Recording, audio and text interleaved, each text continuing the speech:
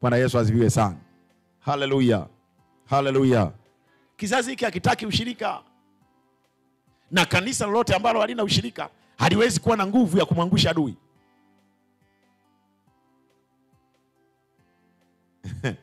Hapa Tanzania nimeshawahi kuona kanisa moja lenye ushirika. Hili nimeliona mara kadhaa. Hilo ni hatari. Mwambie jirani yako ni hatari. Hilo nimeliona kipindi cha Magufuli na nimeliona kipindi cha Samia. Hilo kanisa linaitwa la Ufufuo na Uzima. Sijawahi kuona kanisa lenye ushirika kama hili. Sijawahi. Watu wanapigwa virungu, nimeshuhudia kwenye klipu. Wanapigwa virungu. Kuna mmoja nilimwona anapasuka damu. Alafu kesho yuko pale anaendelea kugombania nini? Haki ya kuabudu. Na jamaa wako kama majeshi wakisema, jeshi, majeshi ya Bwana yanapiga, yanagaragaza, yanachana kabisa. Wote yanainuka majeshi. Wako unity, wako unity, usiwachezee. Bwana Yesu asifiwe sana. Haleluya. Kwa mapito ya lile kanisa, kama yangekuwa ni makanisa mengine unayoyaona, habari yake ingekuwa haipo. I tell you truth, hamna, yangekuwa halipo. Na hili pito unaloliona sasa hivi, lile kanisa limepitia mapito nafikiri kama matatu, limeshawahi kufungiwaga kama mara 3 mpaka pale unapoliona. Kwa wao hawana jipya. Lakini nini kinachowafanya mara zote wanashinda? Ni kwa sababu wanaamini katika ushirika. Bwana Yesu asifiwe sana. Wanaamini katika ushirika. Kwa hiyo kanisa la Mungu, watu wa Mungu lazima wawe na ushirika. Tatizo kinachoharibu ushirika leo ni kwamba Wakristo wenyewe wa leo hawana uchungu. Mkristo mmoja hana uchungu na Mkristo mwingine. Hawana uchungu. Kwa maana ya kwamba ndio maana unaweza ukaona Mkristo anatafuta makosa ya Mkristo mwingine ili ayapeleke mtandaoni. Yaani anakuwa anakosea nini? Anamtafuta ili apeleke zile habari za makosa ya mtu mwingine. Ule ushirika hamna. So kuna ushirika wa Kristo ambao anataka kanisa lake liwe moja. Anataka kanisa lake liwe na nguvu. Anataka kanisa lake liwe na ushindi. Sikia, ushindi wowote usio na ushirika hauwezekani. Ushindi bila ushirika haiwezekani. Ndio maana hata Yesu, Biblia inasema kuna Baba, kuna Mwana, kuna nani? Kuna Roho wa moja.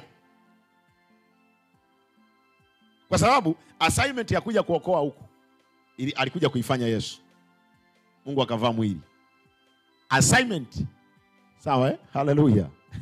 Assignment ya kubaki na utukufu akabaki nao Mungu Baba. Assignment ya kumove katika njia ya upepo kwenda huko. Biblia inasema ukisoma katika kitabu cha Mwanzo, naye akatamia juu ya vilindi vya maji. Ilifanywa na Roho Mtakatifu.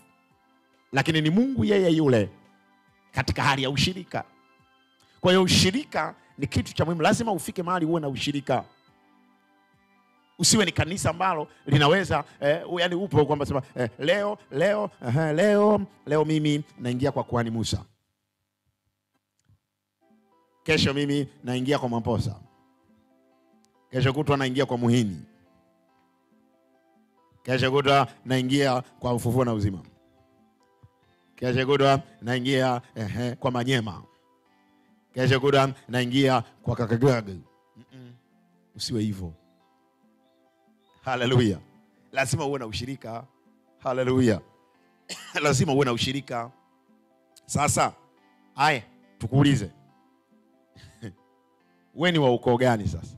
Maana yake hapa upo, pale pule upo, kule huko. Haya, wanapoomba uko wapi wewe? Yaani kama kuna mtumishi wa Mungu siku hiyo anasema anaombea watu wake. Yaani wewe uko wapi sasa?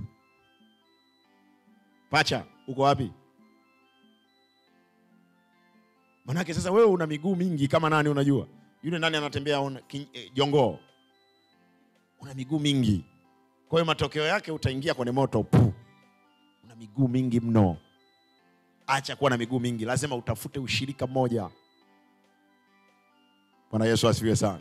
Leo hii tuna Wakristo wengi ambao hata unaona anatafuta msaada huku na kule. Yaani leo anakuja mtumishi wa Mungu, naomba mimi uniombee hapa na tatizo hapa kwa tumbo pametoboka. Anakuja. Unamwombea hapajaisha kutoboka. Kumbe alishaenda tena madhabahu nyingine kumwambia mtumishi mwingine wa Mungu, mtumishi wa Mungu hapa pametoboka. hujamalizana naye maelekezo uliyompa, kaenda kwa mwingine tena. Mtumishi wa Bwana, hapa pametoboka. Sasa kwa hiyo watumishi wa Bwana, watumishi wa Bwana, watumishi wa Bwana, watumishi wa Bwana. Huyu anatoa ufunuo, anamwambia sasa wewe hapa palipotoboka inabidi tuweke chumvi. Huyu mwingine anatoa ufunuo, anasema bwana hapo palipotoboka inabidi tufunge kitambaa. Huyu mwingine anasema bwana yule aliyekwambia chumvi ni mchawi. Hapa bwana hapo palipotoboka hapo tuweke mawe. Huyu anasema mtumishi huyu aliyekwambia mawe huyo ni muuaji kabisa. Cha kufanya hapa usiweke, nenda kachukue mafuta, weka, anaweka. Huyu anasema huyu aliyekwambia mafuta huyu ni mchawi kabisa. Mimi nisikilize mimi ndo mwalimu wa neno la Mungu.